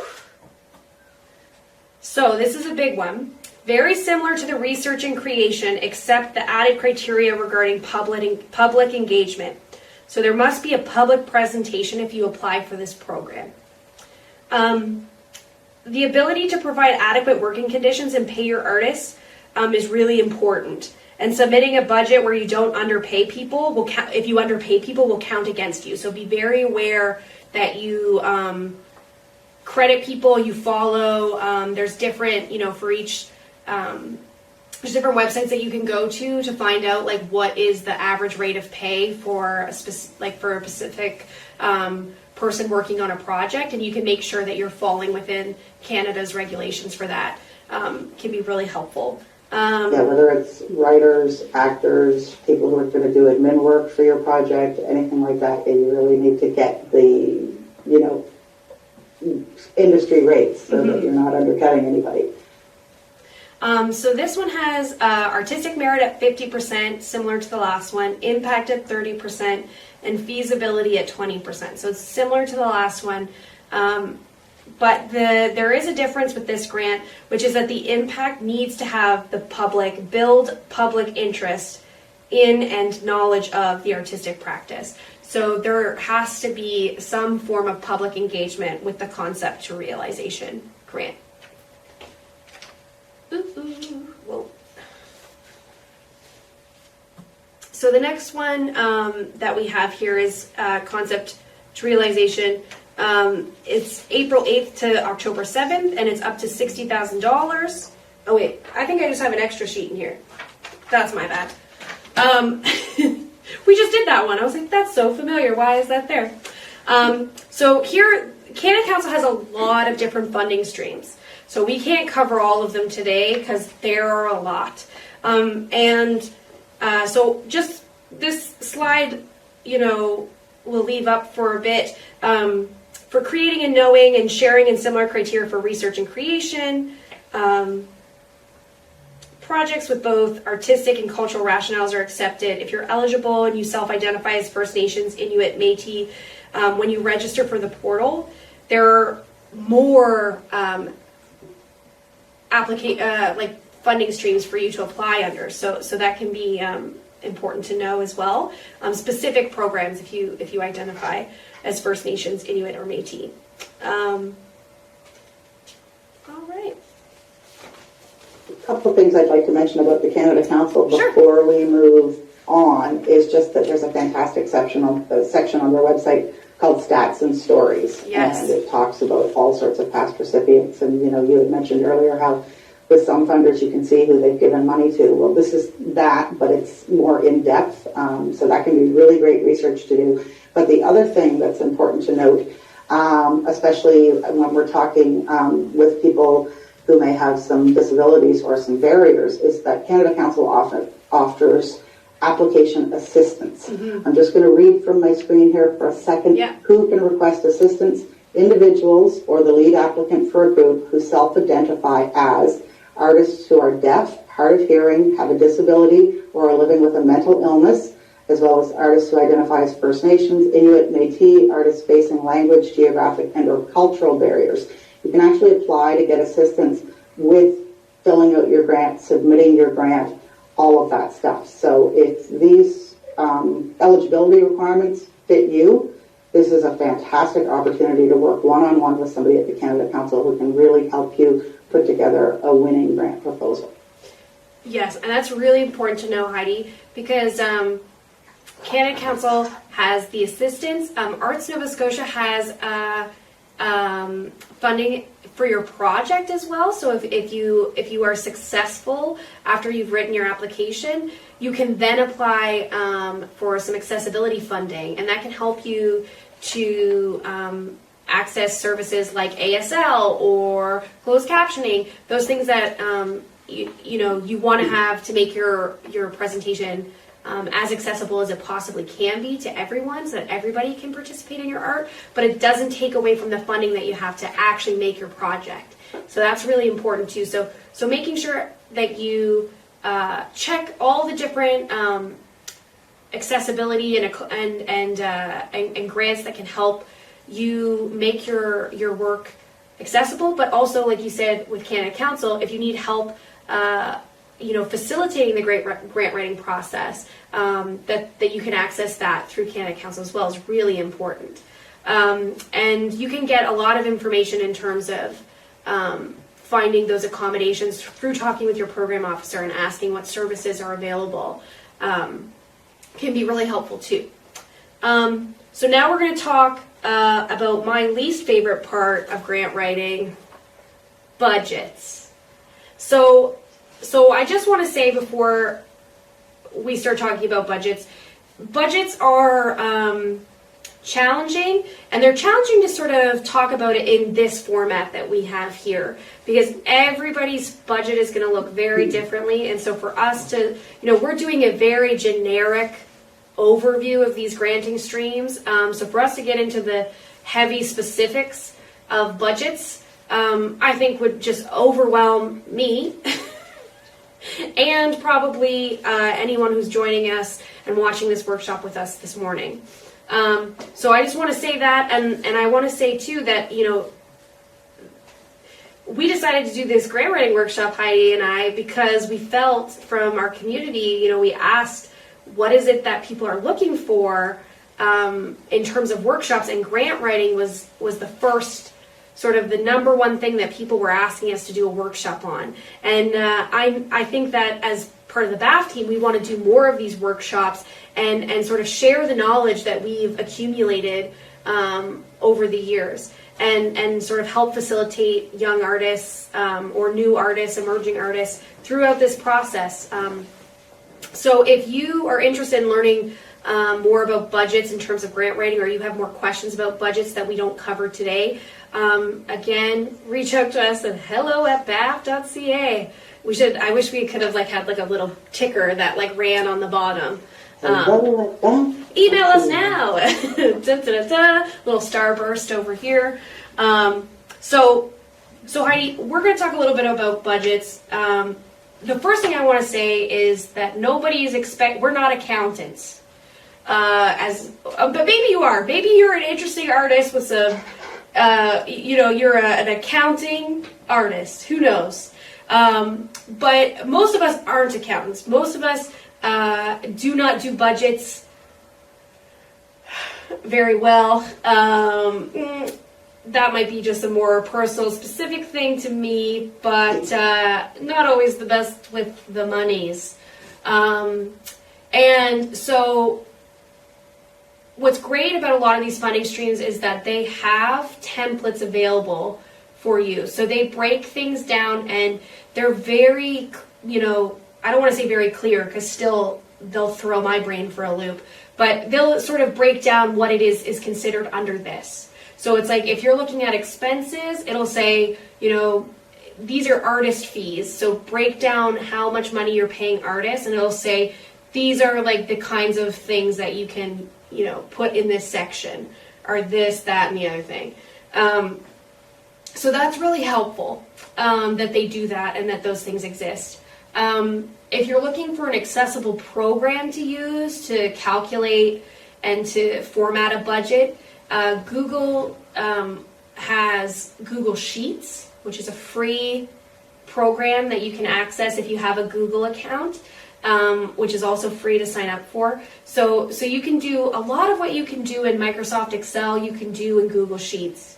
And that's a program, so you can even, we were talking about formatting earlier and specific formats that grants want. So if this granting organization needs to have your budget in a Microsoft Excel format, Google Sheets allows you to save as a Microsoft Office Excel format. So that's great. So that's a really great program that everyone can have access to. So that's really, I think, the two really important things that you need to know is that, one, people don't expect you to be an accountant. Two, that they provide you with templates so you understand how they want to see the money breakdowns and what falls under which category. And three, that there's free programs out there that are fairly easy to use and will do exactly what you need it to do for the grant writing process. I think this is one of those times, too, when asking your program officer is a great idea. If you don't understand something about what's expected of you in the budget, or you're not quite sure how you're supposed to make the budget balance at the end, is to ask your program officer. Because at the end of the day, the committee wants you to show that you are capable of pulling off this project, and the budget shows that you've really thought through all of the elements. You figured out, what your cost of supplies are, what your cost of support people are going to be, and it just shows that you have a really solid knowledge of what you're trying to accomplish. Mm-hmm. And I think another thing that I learned throughout grant writing that I didn't know before I started writing grants is the idea of in-kind. Yes. So I think it's important just to touch on that. So I think a lot of the times as artists, and Heidi, you're a great example of this, you're very resourceful. So like when Heidi, even just within her art practice, she reuses a lot of recycled materials. And so I think as artists, we're a community. We work together a lot of the time to lift each other up and to accomplish projects. And so we lean on each other a lot. And in-kind is a great way for you to show your funding in your grant, show the funding organization, that your project costs a lot, has a lot of value, but that you're being resourceful in where you're accessing that funding, right? So it shows that you've put a lot of time and thought, and that could come in, you want to use a particular venue, right? So a good example is here at BAAFF. If you ever wanted to use this lovely space that we're in today, For a project, we could give that space to you in kind, which means that we donate it to you, and it goes into, in your budget, it goes into as an expense, the cost of this space. What does this space actually cost if we were to spend money on it? And then in your revenue stream, you would put that exact same cost in your revenue because somebody donated it to you. So it's a way for you to be respectful of the cost of things, respectful of other artists who are donating their time or donating resources to you or space to you, and show that the funders that, like, this is a big project, but that you're being very resourceful with your money. It helps them to sort of understand the scope and the scale of your project, but also your ability to make the money go the farthest as it possibly can. So I like to let people know about that because, that to me blew my mind the first time that I learned about it in terms of budgeting things. It's very important. I think in addition to in-kind things, sort of alongside with that is bartering with other artists and organizations. It's wonderful if somebody wants to say, hey, we're going to donate this space to you, but they may in fact want something in return that's within your skill set or wagon wheel, whatever that term is, not wagon wheel. I might design and give somebody business cards or stickers for their business or their project or whatever, something that you can give back that's of equal value. Mm-hmm. So I think that's all that we're going to do for budgets today. But again, if you have questions or you want to learn more, you want to have a whole workshop just about budgets, we can do that if we need to. It probably wouldn't be me. It would probably be someone else. But I think that if that's a conversation that people are interested in having and learning more about, then we're happy to facilitate that. So send us an email and let us know. So we're nearing the end of our presentation. Whew, I'm getting warm, so I'm excited for that. So we're going to talk a little bit about some writing tips. Now, Heidi, you were a member of the Writers Federation, so I'm going to lean on you for some really great writing tips. But these are the ones that we have in the presentation. The first one is be clear and concise. If you don't have more to say, you don't have to hit the maximum word count. So important. Keeping things in plain language is really helpful because it ensures that everybody's going to be able to access your application. You won't know who's sitting on the jury judging your application. You want to make sure that everybody is able to read and understand what it is that you're saying. So being clear and concise is really important. And, you don't need to talk longer than you need to. You don't need to oversell yourself. If you think you're able to get your artistic vision across in, 250 words, but the section gives you 750, then if you're comfortable with that, then I think that's okay.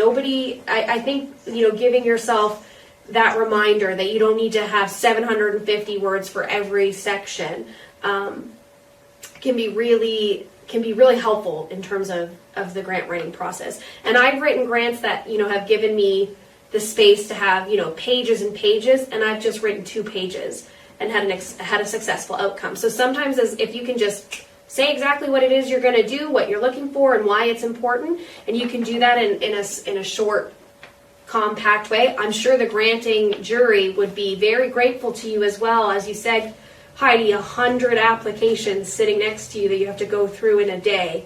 It's a lot of work. So short, clear, concise can help you win some favor with the jury, I imagine, as well. I think it's a common misconception and an easy mistake to make that a lot of people think that using, academic language or professional, big words is somehow going to make your project come across as more important or more valuable, and that's just simply not true. Avoiding complication or complicated language, like you said, using small, clear words is always a great idea. My father used to make this great joke saying, never use a big word when a diminutive one will do. Which is just so silly. Why would you say diminutive instead of small?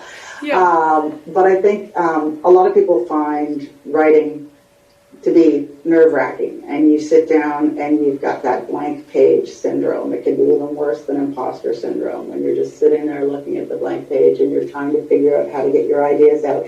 So I recommend never approaching it from that standpoint. I think a practice called free writing can be really, really beneficial for people. It's something that I do a lot, and I do it in my art journaling as well as when I'm planning for business projects. And what free writing means is to literally just put your thoughts down on the page as they come into your brain. So we're not worrying about punctuation, we're not worrying about spelling, we're not worrying about grammar, we're not worrying about our penmanship. We are literally writing down the free-flowing thoughts that are coming through our head. Yeah. And this is similar to brainstorming, except that you're doing it yourself. And one of the things I like to do is set a timer and just say, okay, I'm going to write for 10 minutes and see what comes up. You had mentioned earlier, Kelsey, about, a lot of times the guidelines are asking for 750 words about something. And that reminded me of a great website that people can use called 750words.com, I think it is. And it's an application that sets a timer for you and allows you to just go and type and write and free write and get your thoughts out. And it kind of gives you these little emojis and badges and awards when you hit your target, and it encourages you to do this every day. So that's a great tool. But another thing is what I call bubble brainstorming. And after you've done your free writing, sort of going through it again and picking out the bits that really pop for you and that jump out and speak to your project. And then writing those down on a page, maybe using a system of bubbles where you've got like your project written in a big circle in the middle of the page, and then you've got all these arms coming out from it with the different pieces and the different elements.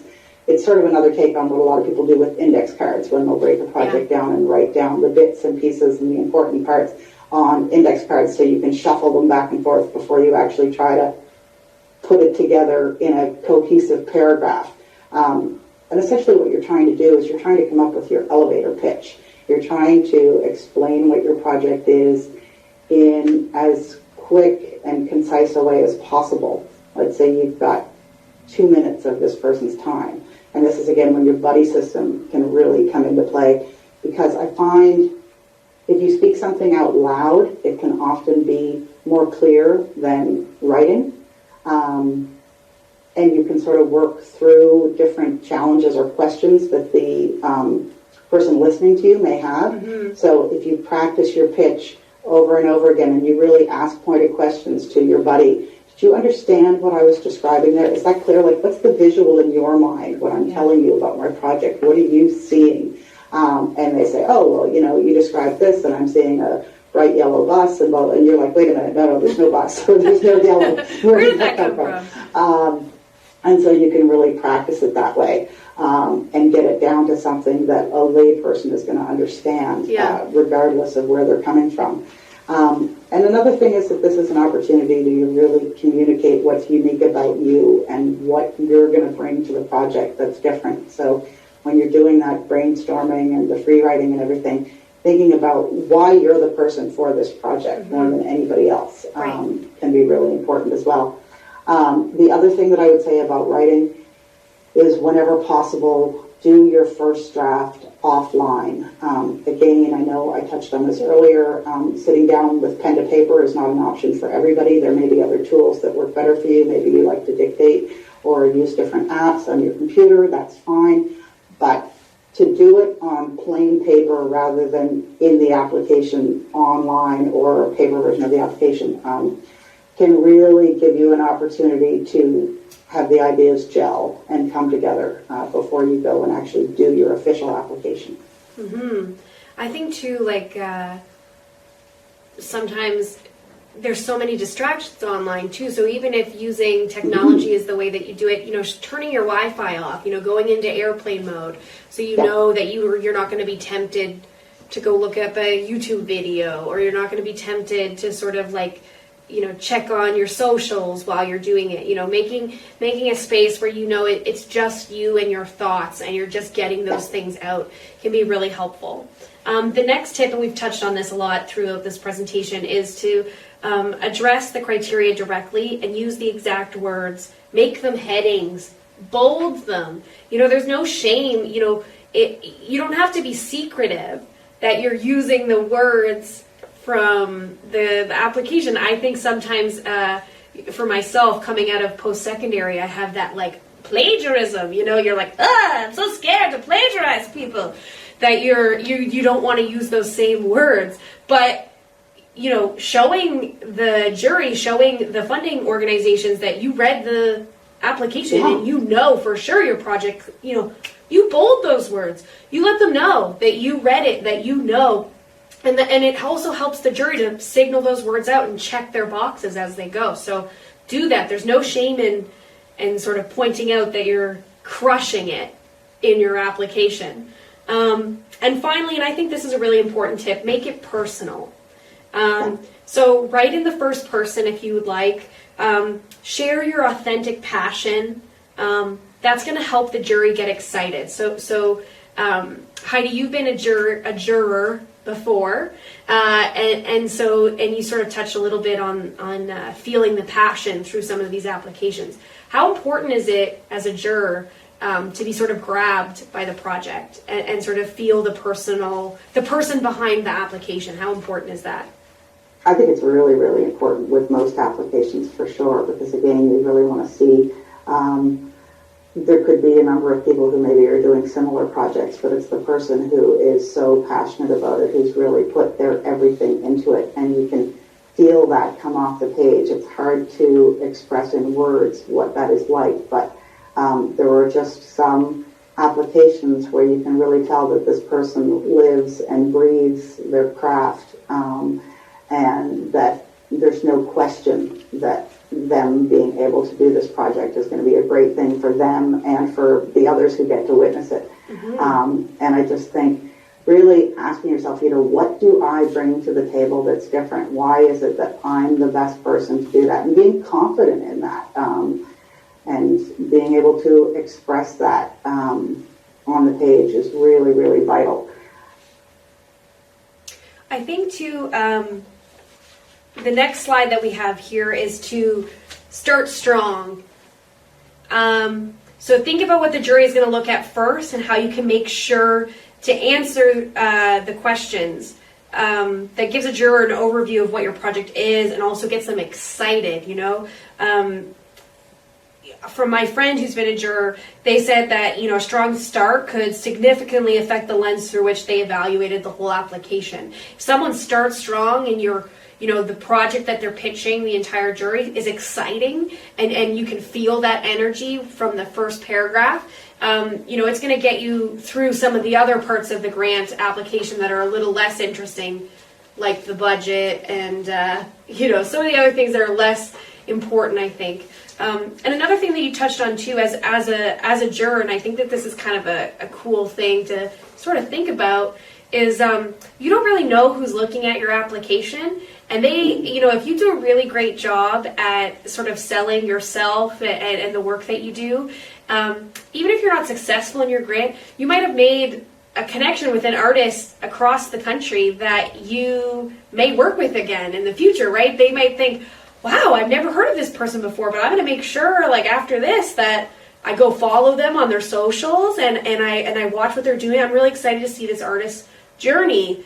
It could almost even be a cool opportunity for you to make new connections across the country who may be interested in, partnering on projects in the future. So knowing that. Absolutely. Getting on somebody else's radar so that they're following what you're doing and they're excited about what you're doing, in many ways that's almost as valuable as getting the grant. Mm-hmm. And one of the things that I noticed when I was with Canada Council, and this is something that people find really, really tricky, I have struggled with this so much, is using positive, forward-thinking language in that initial statement. Like you said, you want to start strong and start confident.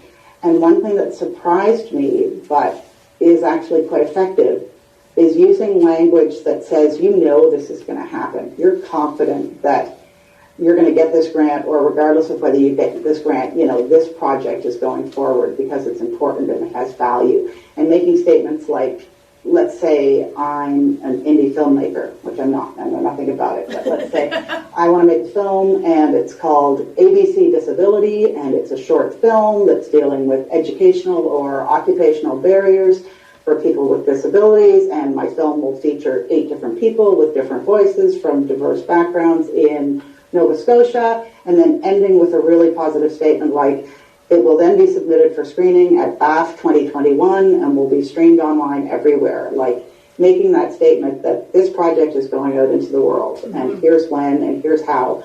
You know, and maybe BAAFF changes, or maybe there's another pandemic and BAAFF gets moved online and the whole thing has to change. But going into it with that positive, you know, this is where I'm taking this project. So there. It's sort of the dress for the job you want, not the job you have, kind of, but grants. Yeah. In grants. Yeah. You know, absolutely. right for the project you know you're going to do, not for the money that you hope you get, because otherwise you're not going to be able to do it.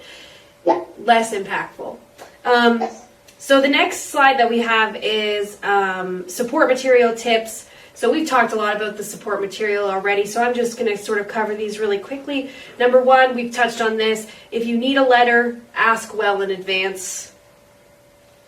It's just helpful for the organizations. You know, you never know what's on their plates, and you know, for a lot of us, if we're all writing grants at the same time for these same deadlines, you know, we're sort of like in the midst of it as well. So, you know, making sure to be accommodating of other people's time is really important.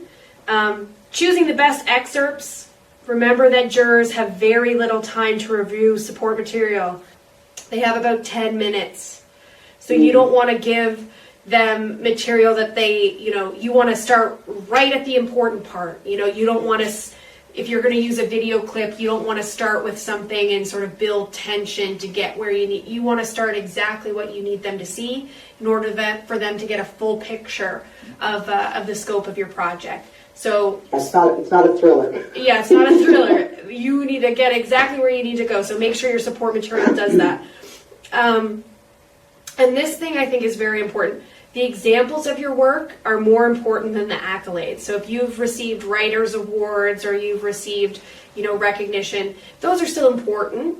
But if you're going to choose those over like the support material, that I would push you the other way.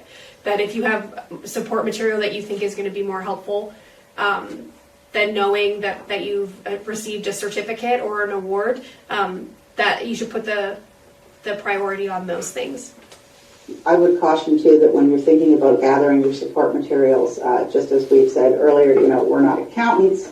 We're also not professional photographers or videographers. If they want visual images, you know, maybe think about your friend who has the best photos on Instagram, or who's a food photographer, or somebody who really knows about lighting and setting and all that. Because whether it's a theater piece or a painting or something, we all know that, you know, a photo can really do something justice, or a photo can actually take away from the artistic merit of something. So making sure that you've allowed enough time and that you've talked to your network of people so that you can get those really professional support materials in place well in advance, I think is super important. And it comes back to, you know, bartering and in-kind, trading with somebody so that you can get their skills, maybe finding someone who's a professional writer who can read over your application, you know, do a copy edit at the end. You want to make sure that you haven't got a bunch of spelling or grammatical errors, and that's okay if that's not your forte, you know. Your forte is sculpting or whatever. You've never been super great with grammar.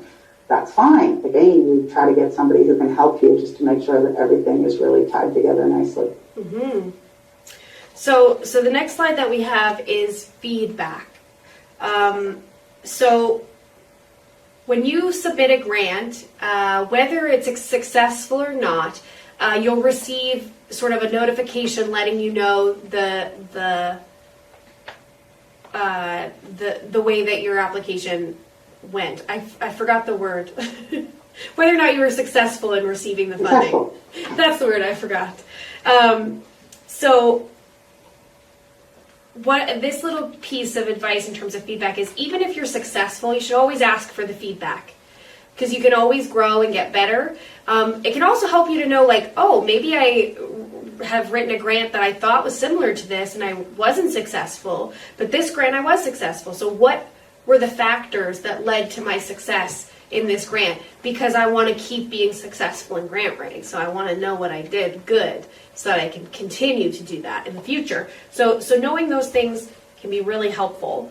And try to be open to feedback. I know it's so hard, especially like you said, some of these projects are our babies. You know, we love them. They're huge pieces of ourselves. And so when someone criticizes, you know, the merit of that project and says, well, I don't really see that being that important, or I don't really understand the impact that has on the community, that can wound you if you feel so passionate about its impact on the community. And so it can be hard to hear that feedback, but what you should hear in that feedback is that in that section of the grant, you didn't do the best that you could do. Maybe there's some other things you can tweak it. You can really lean in hard on the community. Maybe you focused a little too much on your expertise as an artist, and maybe they're confident in that. They want to see more what it has to do with the impact on the community. So getting that feedback can help you to either rewrite your grant and reapply with the same project and maybe be successful with the changes that they're suggesting you make.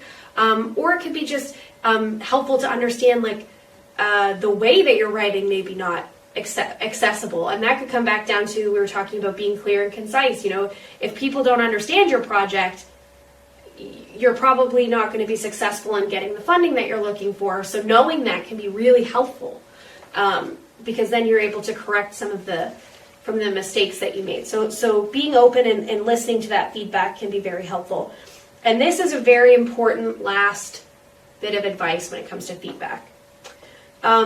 If the feedback is unhelpful, remember that jurors' opinions are subjective. So these are a group of people that have come together, and this particular group of people may not have seen the value in your application, but a different group of people may have. And that's true.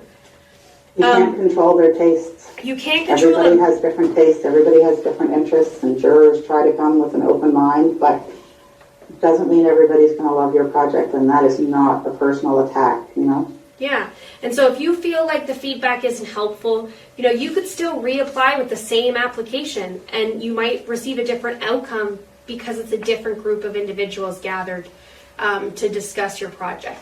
So just knowing that too, if you get feedback and you don't feel like it's very helpful, that, you know, you just have to remind yourself that not everybody is going to understand and get your project. Not everybody's going to like it.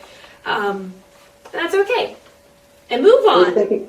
I was thinking about this last night, Kelsey, after we spoke yesterday about the word rejection. And it's such a negative word. We really need a new word, something that suggests, you know, keep trying, because that's what the feedback really is, you know. It doesn't mean, oh, this door is closed. It means you need to find another way to try to open that door. And we've just become, the word rejection has become so commonplace. It's like, oh, you weren't successful. You were rejected by the jury. And I really hope that together somehow we can come up with a new way of framing that. But it's not a rejection. It's a restart of kinds. Yeah, it's just not ready yet. This application is not ready yet. You know, so you can decide, you know, once you receive your feedback, you can decide, you know what, maybe this project wasn't successful because my heart's not really in it. I don't actually really want to do this project anymore. Or my goals as an artist have completely changed since the time that I've written this application to receiving this letter. So you can decide to just say, you know what, I'm going to put this project to bed and I'm going to dream up a new project and I'm going to write a grant for that. That's okay. And just sort of knowing, that rejection is really hard. I really struggle with rejection a lot, and I know that that's like a part of my ADHD, is that rejection wounds me so badly. Like if I'm like, hey, do you want sugar in this coffee? And someone's like, no, I don't take sugar. I could be like so upset for a whole day that I'm like, how could I have forgotten that person doesn't like sugar in their coffee? I'm a bad person. So it's easy to sort of beat yourself up when you get a not ready yet instead of an unsuccessful or rejected application. If your application's not ready yet, you can feel like, ugh, why did I even try? Why did I even bother? And those imposter syndrome feelings can start to bubble back up again. But don't take that as this project's never going to be done. You know, you're never going to be able to do this project. It might just not be the right time for it yet. And you might find space for that project somewhere else. So don't give up hope. Allow yourself to feel that sting, Yeah. and then brush yourself off and try. Try again. And the last little bit of advice that we're going to give today is it's okay if things change. This year has been a year of a humongous change and sort of revisit, revise everything. And so it's okay if you write a grant. Like I said, sometimes you write a grant and it could be a couple of months before you hear back from the funding organization whether or not you've been successful. And in that time, a lot can change. And so it's okay if those things happen. You just have to be in constant communication with your program officer. If huge details like for example, during this year, we had a whole festival planned for June. And we were unable to have that festival. So we had to let our program officers know that we had tried our best, but that the world was changing and that at this point we didn't feel comfortable hosting these events in person. And everybody had to make those changes. And we've all been really on the phone with our program officers a lot this year, trying to shift and change and reimagine projects that we had imagined before the global pandemic. So give yourself that sort of space to change your project, to allow for those things to happen, to sort of roll with the changes that happen. This year has really taught us how to be resilient in terms of making art and presenting events. But just keep that in mind and know that there's a lot of things that can change, but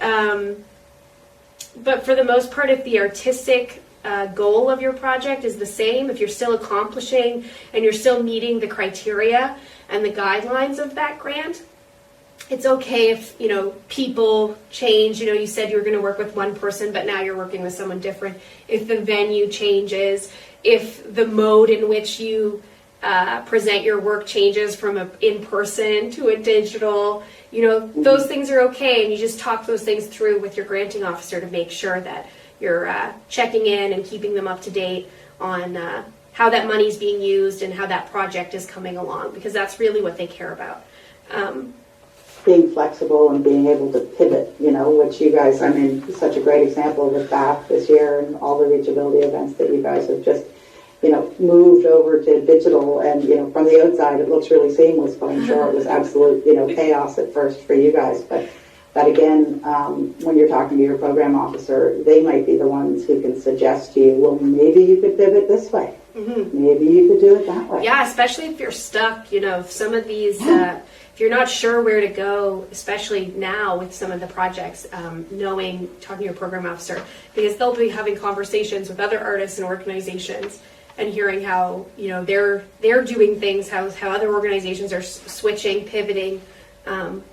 So yes, that's really great. So we're at the end of our presentation. I want to give a huge thank you to you, Heidi, for joining me today and having this conversation. It was super fun and engaging, especially when we're talking about something that is a little less, fun and engaging, a workshop on writing. But it's really been my pleasure. I've enjoyed the whole process working with you to come to today's presentation. And I think we've offered a lot of really valuable tips. And as you said, we can be available to help people if they have questions. I know not everybody would have been able to join us live this morning. So by all means, shoot those emails to Kelsey at hello@baaff.ca. Yay, Heidi! I'd also like to say a little thank you to our captioners and our ASL interpreters. Thank you for joining us today and helping to spread our message today. And I'd like to thank the tech crew and Carrie Marshall behind the camera for giving me thumbs up, just giving me a little encouragement. It's been really great. So thank you, everybody, for joining us. We'll talk to you soon. Goodbye. Thank you.